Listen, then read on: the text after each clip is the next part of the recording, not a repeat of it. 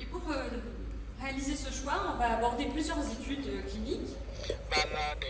Le premier, donc, c'est les auteurs ont annoncé des dents de sagesse vivantes et ils ont sectionné des morceaux radiculaires, des fragments radiculaires pour configurer une racine dentaire. Ils ont ensuite réalisé un protocole d'irrigation avec différents irrigants, notamment l'hypochlorite de sodium à des concentrations entre 1,5 et 6%. Associé, on le verra, à une irrigation à l'EDTA liquide dans la concentration de 17% et un rinçage au sérum physiologique. À l'issue de ce protocole d'irrigation, les auteurs ont mis en culture ces tubes de dentine en présence donc de ces fameuses scapes et c'est du papier applicable et après 7 jours de mise en culture vont évaluer la survie de ces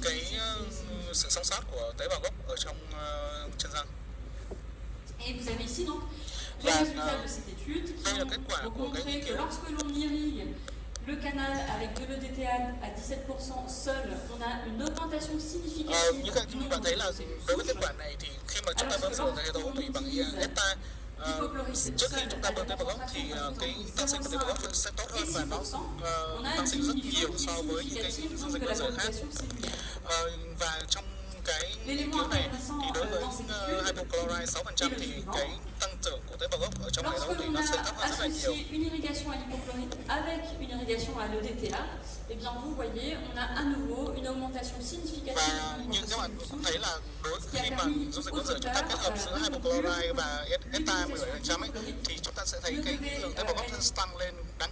utilisé seulement en association avec de l'EDTA liquide. Et ce, vous voyez, on a cette augmentation qui est significative, quelle que soit la concentration. Donc en quelque sorte, le DTA permet de réverser les effets négatifs qui ont été induits par l'hypochlorite.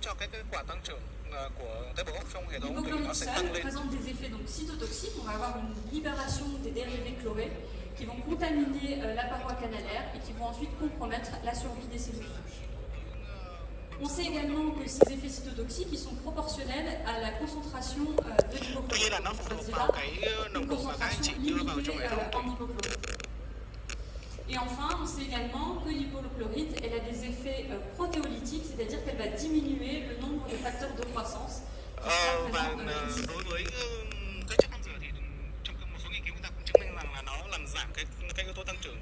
Deuxième point, on le verra dans le protocole de désinfection est purement chimique, donc il faut choisir son irrigant et ensuite sa médication intracanalaire pour garantir la désinfection du canal.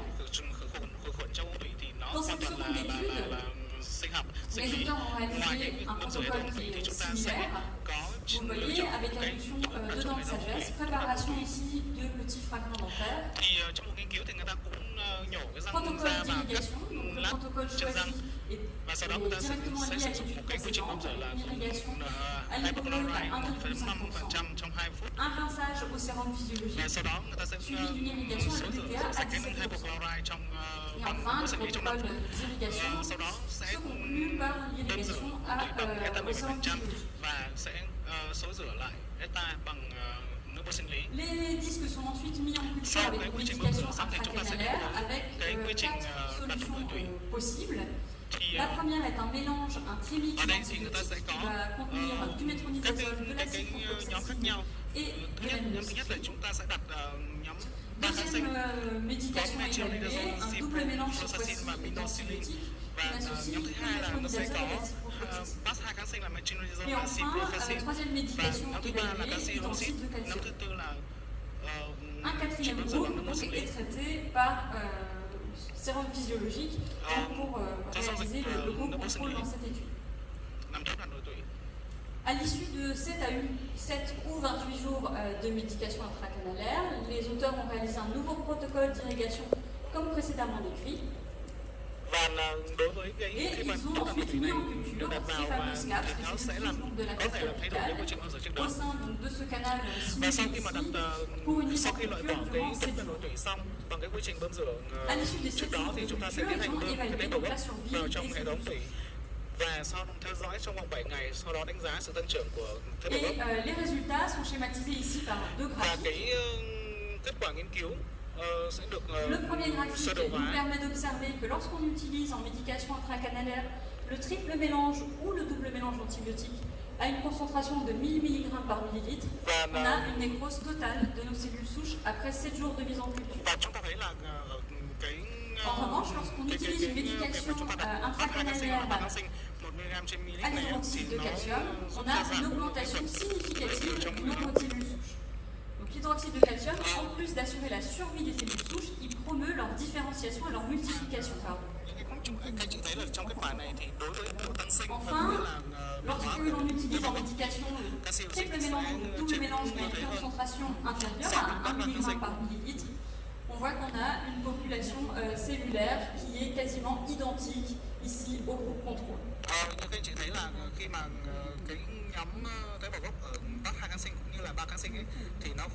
Maintenant, si on laisse la médication intracanalaire pendant 28 jours, on observe des résultats similaires, à savoir qu'on a une augmentation significative du nombre de cellules souches lorsque l'hydroxyde de calcium est utilisé en médication intracanalaire. Et c'est une augmentation qui est statistiquement significative. Alors que lorsqu'on utilise le trimix d'antibiotiques ou le double mix d'antibiotiques, eh bien vous pouvez le constater, on a une population cellulaire qui diminue. Donc cette étude, elle a permis de déterminer la médication qu'il fallait utiliser pour favoriser la désinfection canalaire, mais surtout garantir la survie des cellules souches. Donc on le verra, on utilisera, en Europe en tout cas, nous utilisons l'hydroxyde de calcium.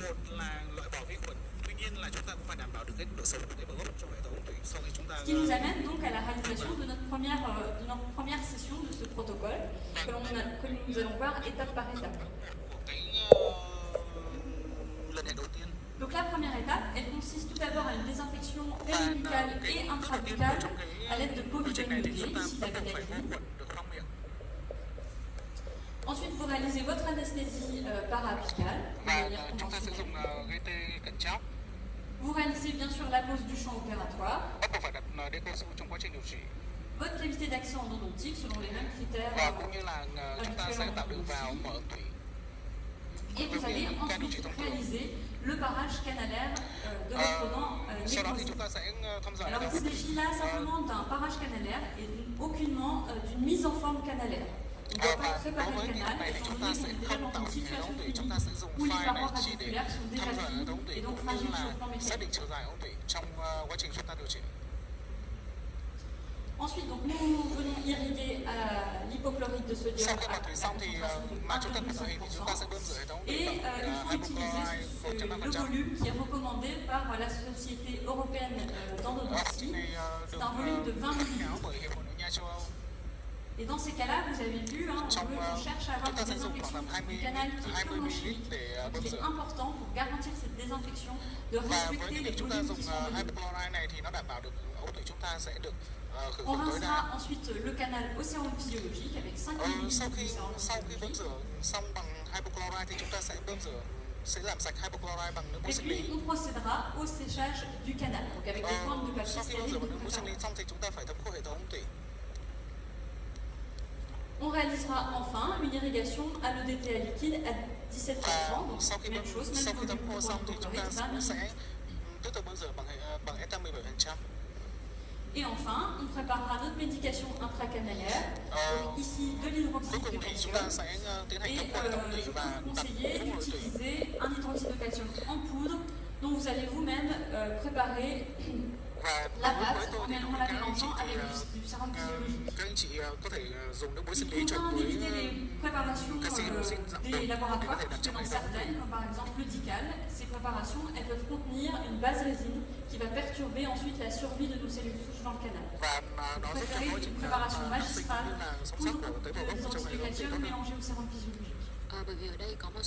Et enfin, eh bien, vous réalisez l'obturation provisoire de votre cavité d'accès endodontique.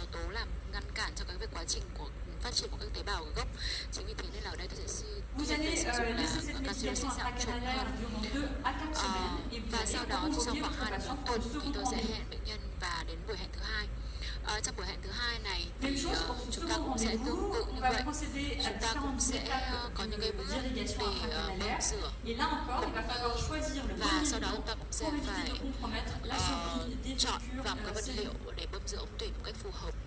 Donc vous recevez Đây là cái votre buổi mà patient, ta sẽ tiến hành vous réalisez votre désinfection péribuccale et intrabuccale comme on l'a dit tout à l'heure. Chúng ta cũng sẽ phải sát khuẩn và Votre sau đó thì anesthésie gây tê, đặt tê. paramedical, la dépose de votre obturation provisoire au niveau de lấy la bỏ đi cavité cái phần d'accès chấn tràn endodontique. tạm ở phía trên.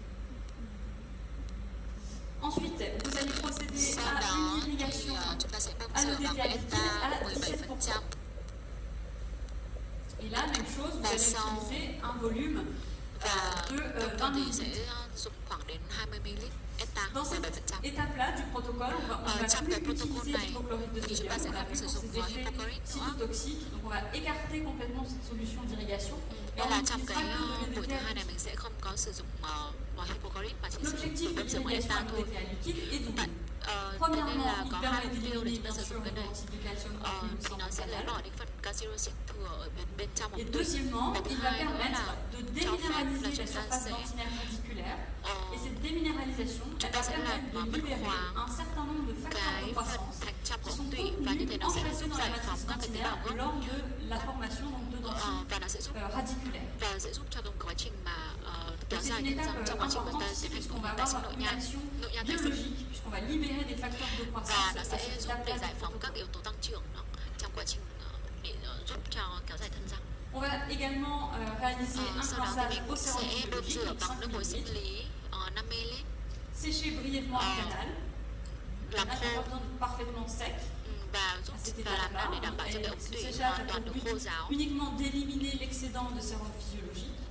và lấy bỏ đi tất cả những cái phần nước muối sinh lý Et còn enfin, dư vous lại allez trong lòng ống procéder tủy. ici à la réalisation proprement dite du saignement. Chúng ta sẽ Donc pour ce faire, vous allez utiliser une lime endodontique de gros diamètre.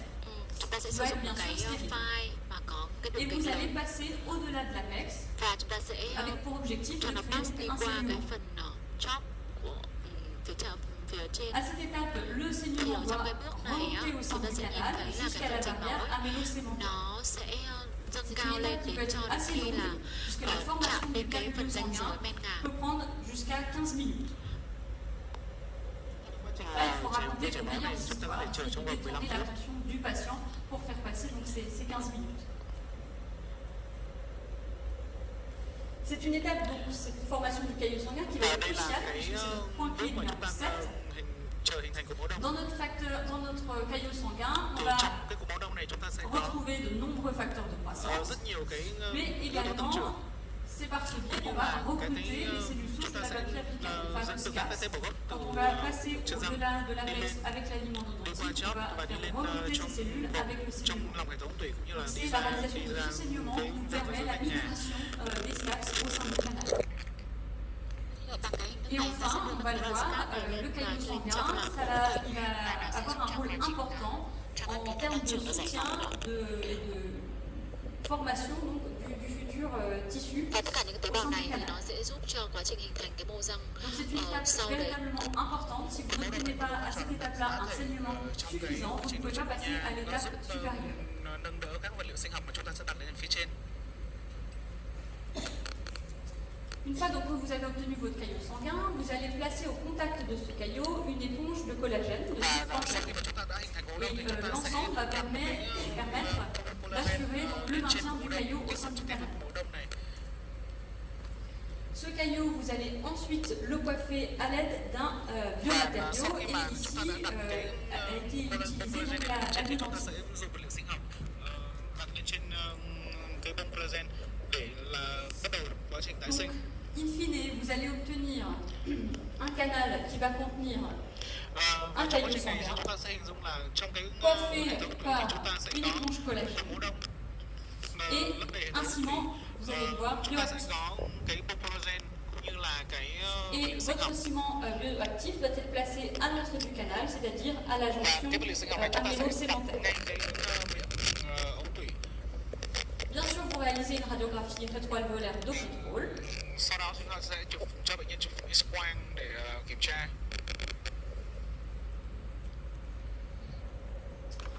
Vous procédez ensuite, une fois les 12 minutes de prise de la biodentine, vous pouvez réaliser l'obturation de votre cavité d'accès endodontique selon les étapes habituelles de l'emportage, séchage, application magnétique et obturation à la résine composite. Et enfin, il va falloir chez ces patients instaurer un suivi clinique et radiographique. Le premier rendez-vous à fixer est à 3 mois post-opératoire, puis 6 mois post-opératoire, à 1 an, et enfin une fois par an pendant au minimum 5 ans.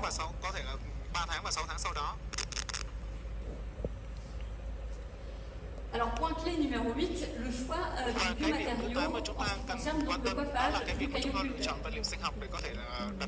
Donc ici, il va falloir utiliser un matériau bioactif. Soit vous pouvez utiliser la biodentine ou le MTA.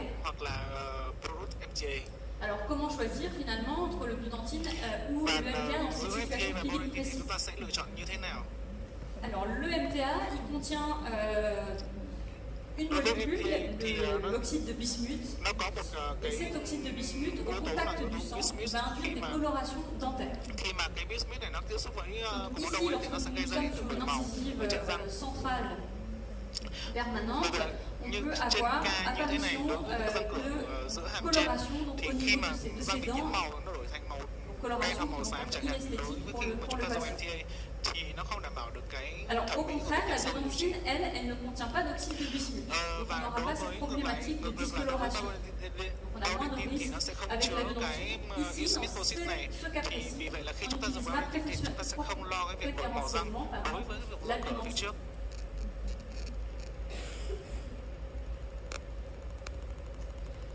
Enfin, un point sur le taux de succès. Và cái điểm thứ 9 thì chúng ta sẽ đến với cái tỷ lệ thành công.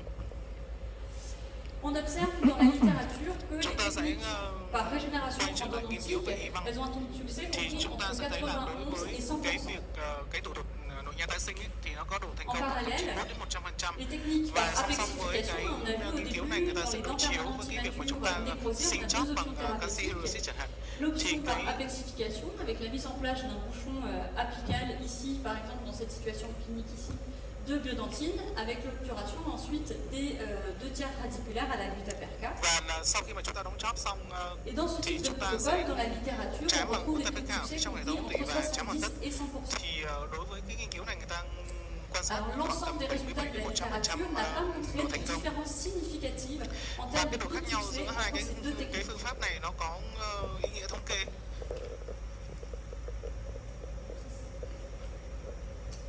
Alors ensuite, on peut se poser la question, ça amène le point clé numéro 10. Quelle est finalement l'indication? Comment choisir dans les situations de dents permanentes immatures nécrosées? Comment choisir entre les deux techniques? Est-ce qu'on réalise plutôt une apexification par remplacement de MTA ou est-ce qu'on réalise plutôt un protocole de régénération endodontique? Alors, il n'existe pas de consensus scientifique à ce sujet. Néanmoins, certains auteurs ont proposé un concept qui est basé sur le diamètre apical. Lorsque le diamètre apical est inférieur à 1 mm, les auteurs préfèrent mettre en œuvre donc, ces techniques d'apexification. Donc cela correspond à une situation de modification radiculaire et complète, mais l'apex reste ouvert de manière inférieure à 1 mm. Ce qui correspond par exemple au stade 9 mm. Dans toutes les autres situations, l'apex reste largement ouvert, comme dans le stade de Doula, où lorsqu'on a une modification radiculaire à 1,5 ou au 2 tiers, dans ces cas-là, on préférera réaliser un traitement endodontique par régénération. L'objectif ici, dans ces cas-là, c'est de favoriser par cette technique, de favoriser la reprise de l'édification radiculaire et notamment essayer d'obtenir un lien dans l'épaisseur des parois radiculaires, ce qui permettrait, sur le plan mécanique, de favoriser le maintien de la dent sur l'arcade. Puisqu'on l'a vu tout à l'heure, avec les techniques d'apexification, on n'a pas de reprise de l'édification radiculaire, on n'a pas d'augmentation en épaisseur des parois. Et donc la dent va rester dans ce statut et elle reste fragile sur le chân răng và thân chân răng đã dày lên, chân răng và thân chân răng đã dài ra thì chúng ta sẽ không cần nội nhai tái sinh cũng như là đóng chóp nữa. Alors, point clé numéro 11, finalement, quel est le type de cicatrisation qu'on va obtenir avec ces protocoles de régénération endodontique? Thì chúng ta sẽ xem cái quá trình lành thương. Alors, je vous présente ici le cas d'Alex, qui est un patient de 8 ans qui a subi un traumatisme dentaire, une luxation latérale sur sa 21 à la suite d'un accident de vélo. Il était suivi chez son praticien traitant, qui a assuré le repositionnement de la dent, la mise en place de la contention, la dépose de la contention, et puis ensuite tout le suivi qui est nécessaire dans ces cas de traumatisme dentaire. Et donc, ce praticien nous adresse Alex lorsqu'il observe au niveau de cette 21 un arrêt de lubrification radiculaire associé à une lésion périapicale. Le signe montre bien là la nécrose du tissu pulpaire. Donc là, on s'interroge sur ce cas. Est-ce que c'est un cas qui est favorable à la mise en œuvre d'un traitement par régénération endodontique ou au contraire, c'est plutôt un cas d'abexification? Ici, on peut observer sur la radiographie rétroalvéolaire une paroi qui est assez fine au niveau radiculaire et surtout un apex large. Donc on va plutôt s'orienter sur le protocole de régénération endodontique. Néanmoins, dans ces cas-là, certes, on commence à avoir un recul clinique important, mais il est important de présenter aux parents la technique et les différentes possibilités pour bien expliquer le mécanisme qui est mis en jeu. Donc, réalisation du protocole de régénération endodontique selon le protocole de l'ESI que je vous ai présenté tout à l'heure. Et vous avez ici le contrôle à 3 mois post-opératoire, puis à 2 ans et enfin à 4 ans post-opératoire. Et ce qui est intéressant d'observer sur ces radiographies rétroalvéolaires, c'est tout d'abord la cicatrisation complète de la lésion périapicale. L'arrondissement ici de la racine, on voit que la racine s'est arrondie au niveau de la l'apex. On n'observe pas forcément l'épaississement des parois radiculaires. Néanmoins, on pourrait observer la présence au sein du canal d'un tissu qui en tout cas ressemble à de l'os alvéolaire.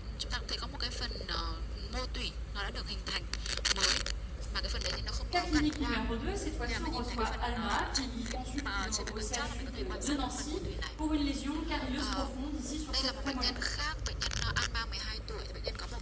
Le bilan rétroalvéolaire montre donc la présence d'une lésion périapicale sur ses dents. Et ici, même chose, devant l'apex qui est largement ouvert, on va proposer de réaliser sur cette prémolaire un traitement par régénération endodontique.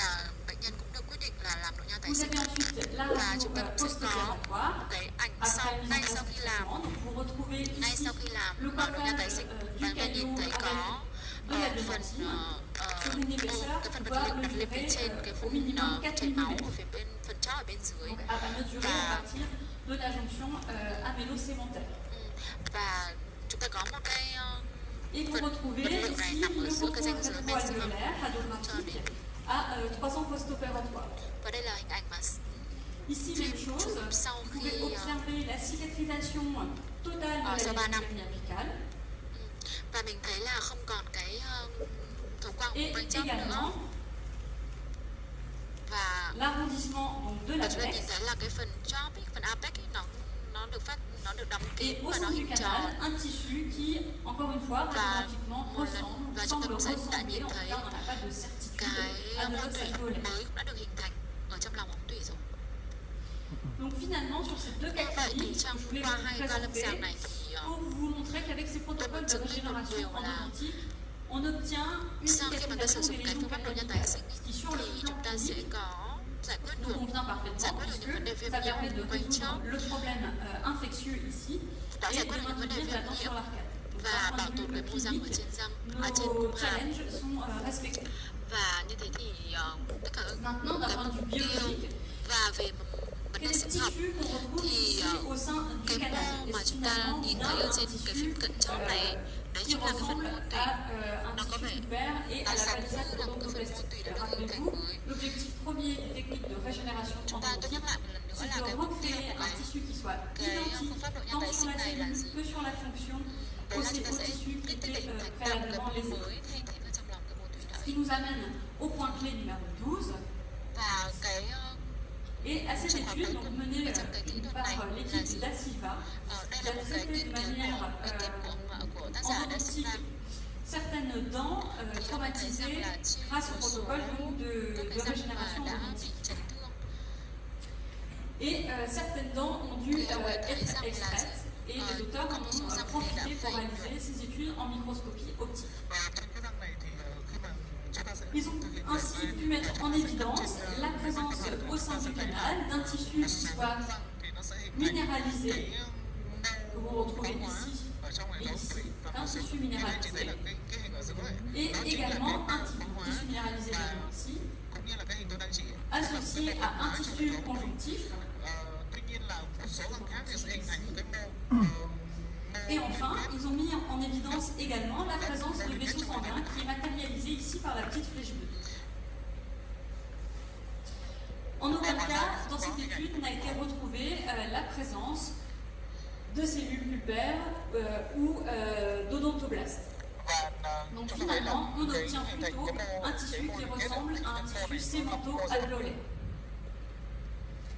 Donc finalement, on est encore loin de notre protocole de régénération endodontique puisqu'on n'a pas réussi à obtenir, dans la majorité des cas qui sont rapportés dans la littérature, de tissus pulpaires et d'odontoblastes. En tout cas, le complexe dentinopulpaire n'est pas homogénéé dans ces cas-là.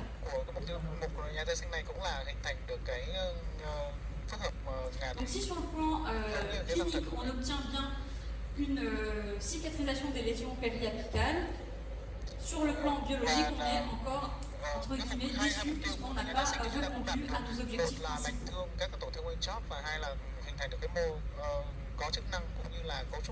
Donc c'est un protocole, le protocole de l'USE, qui a été publié en 2016 et il est nécessaire au fur et à mesure des avancées, puisqu'il y a beaucoup de protocoles qui sont testés en ce moment, donc il est nécessaire de remettre à jour constamment ces données acquises de la science.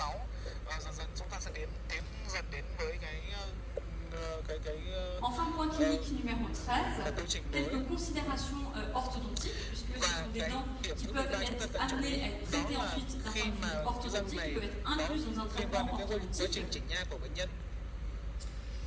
Et ici, plusieurs recommandations donc, à mettre en œuvre. On sait que de manière générale, les dents traumatisées, elles sont beaucoup plus fragiles et sujettes au développement de résorption radiculaire inflammatoire à la suite d'un traitement orthodontique. Donc, dans notre cas ici de dents traumatisées, qui plus est traitées par revascularisation endodontique, il convient d'attendre la cicatrisation osseuse complète en présence de lésions périapicales. Alors, les protocoles de régénération endodontique, je ne l'ai pas dit tout à l'heure, mais peuvent être mis en œuvre même si on observe une lésion périapicale. Les cellules souches au sein de la papille apicale ont la capacité de survivre même dans ces milieux hostiles. Deuxième considération orthodontique dans ce cas de régénération, il convient d'attendre la cicatrisation de tout phénomène de résorption apicale. Enfin, il est demandé également d'assurer un suivi de nos patients de manière beaucoup plus rapprochée en réduisant l'intervalle de suivi pour essayer de diagnostiquer le plus précocement possible une éventuelle complication de type résorption articulaire externe inflammatoire. Certains auteurs recommandent d'appliquer des forces orthodontiques diminuées de l'ordre de 70 grammes. Ce qui va induire des traitements orthodontiques qui peuvent être plus longs. Néanmoins, il est important de prendre ces considérations pour mener à bien le traitement orthodontique sans réaliser donc de complications au niveau radiculaire. D'autres auteurs, eux, considèrent que ces dents traitées par protocole de régénération endodontique doivent être exclues du traitement orthodontique. Elles ne doivent pas être incluses dans les mouvements dentaires. Sẽ có một số các cái nghiên cứu họ cho rằng là Alors, với những cái à răng l'heure mà đã actuelle, chấn il thương này existe thì peu có de thể là mình consensus không concernant le có traitement nên orthodontique de điều ces trị dents traitées par régénération điều trị chỉnh nha, rằng endodontique et nên les là auteurs các appellent dạng à khác la thì có thể điều trị prudence nhưng mà riêng những cái răng chấn thương này et có à thể là nên instaurer donc thế nên un là với những cái này thì monitoring, thực un ra người ta suivi cũng chưa có một très sự đồng fréquent de thuận ces patients cao tous les về 3 tất cả mois những cái pour quan điểm này. observer et Nhưng tóm lại là diagnostiquer gì, khi mà toute mình có điều éventuelle trị chỉnh nha complication trên lors những du bệnh nhân có mouvement những răng chấn orthodontique thương de ces dents. và có những cái di chuyển ở trên những cái răng có chấn thương này thì chúng ta cần lưu ý là sẽ phải kiểm tra định kỳ và có thể Et je tái vous khám. remercie pour votre attention. Và đấy là cái phần trình bày bài của tôi ạ. Rất là cảm